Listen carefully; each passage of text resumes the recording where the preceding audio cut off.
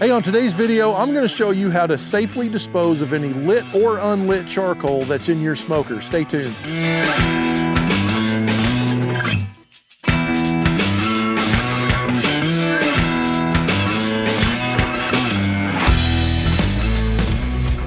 All right, guys, I'm Frank Cox. I'm from Smoker Builder, and this is the Smokeslinger YouTube channel. Thank you for joining in. And by the way, if you haven't already, please subscribe to the channel. But get to today's content. What I'm going to show you is a question that I'm often asked, but I've never done a video about. How do I dispose of any lit or unlit charcoal that's in my cooker? First of all, let's talk some safety. So I live out here on acreage out in the Missouri Ozarks, and if you look around me here, if you were to look, there's like tons of woods out here and dead leaves and all that kind of stuff. And with, especially in light of, this is January 2025 to date the video, all of the wildfires and stuff that are happening on the West Coast and just different issues that have been happening with fires over the years. You know, we kind of take for granted that the charcoal, when we shut the dampers down and shut the smokestacks off on the cooker, typically what's going to happen is we think that charcoal is going to actually, it's actually going to go out. And that's not really what happens. I've actually had a situation recently where a friend of mine was burning some charcoal in his smoker, and he shut the vents, and then the next day he unloaded that charcoal and put it in a bucket on his back porch. Well, there's still energy, and there is still the ability for that charcoal to light off. And that's what we're going to talk about here today.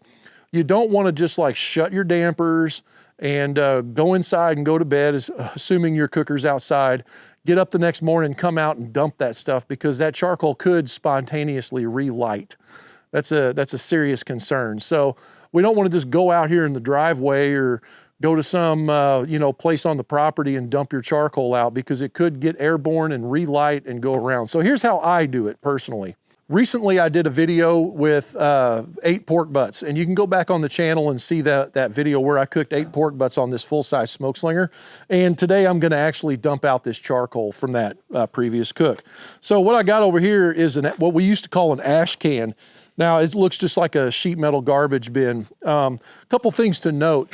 You wanna make sure if you use something like this that you get a lid that seals airtight, because what we're gonna do is we're gonna put that charcoal in here and we're gonna close this lid and we're gonna let it sit on a fire-safe surface like this concrete driveway and wait until it's completely out.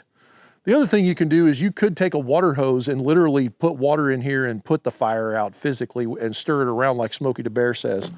But anyway, if you have an old metal bucket or something like that with a good lid that's airtight, what you can do is you need to look at the bottom of it, because if it's been used quite a bit, you'll start to see that this is weathered, and you could actually have pinholes in here. So the easiest way to know that is just hold it up in the air and look for pinholes. If you hold it up towards the sun, you'll see like pinholes and light coming through, and that's what you're going to do. You want to make sure that this is completely airtight. Once you're happy with your situation with your barrel, basically I've got these hot gloves. This fire's been out for a long time, but just pretend it hasn't. I'm going to use these hot gloves because I can pick up that charcoal basket. These are the Freedom gloves from MagnaChef. There's a lot of different versions of these out there, I'm finding out. You can use whatever ones, but you want to make sure that they're good insulated, like basically firefighter gloves on the inside, so that they don't burn your hands. And then when you open up your charcoal basket, hopefully your charcoal basket has a solid bottom or ash pan or something on it that you can hold the coals in. Otherwise, you're going to use a shovel or something to get this out of here. On the Smokeslinger, we have a drawer that does hold all the charcoal in it, and there's an insert in here. So I'm going to pull that insert out first. So if this was a situation where the fire was still going in this pit, I would be very, very careful pulling this out of here. Like I said, this fire's been out for a while, like days, because we had ice and stuff. So I haven't been out here cooking. Get rid of that. And keep in mind, all of this ash is getting airborne. So you want to make sure that you're not sitting downwind like I am right now from all of this stuff, so you don't burn yourself, get it in your eyes. Then what we're gonna do, take this basket out and dump it in the barrel. Now you're gonna wanna make sure that your barrel is big enough to accommodate your charcoal basket or whatever it is.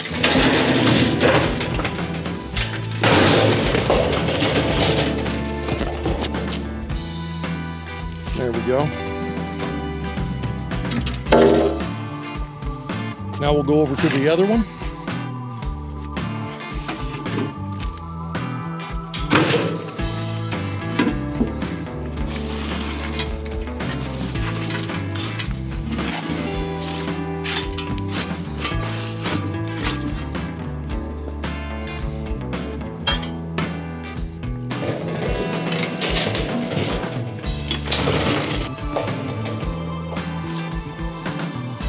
Okay, now that we've got our charcoal dumped out into this ash can or barrel, whatever it is that you're using, 55-gallon drum, now we just got to put the lid on it. Now there's two things you can do here.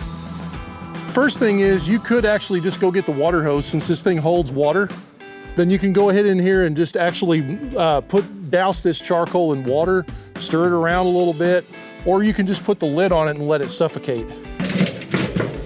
Now, if you choose to put the lid on it and let it suffocate, then what I recommend you do is like leave it for a while. Sometimes charcoal can relight after days. You just want to make sure that you give this stuff plenty of time to put itself out. And honestly, I'm never going to fill this barrel full of charcoal. I don't recommend that either. Like what you do is just get a little bit in the bottom. We're just looking to deal with this load of charcoal, get it put out, and then go dispose of it safely. If you're in a burn ban situation, this is very important that you don't just like let ash and coals and stuff like that just blow around, especially when you're sitting around all this kindling where I live. So anyway, I hope that helps. I'm sure there's a bunch of guys gonna trash me in the comments. You know, I welcome your input. I only did this video because I've never seen anyone do a video about it, and I also care about people doing it safely. So I appreciate you. By the way, if you haven't already, please go check out smokeslinger.com and check out the pits that we're making. Smokeslinger pits, they're all American built, USA, made in Texas. Appreciate it. Have a great one.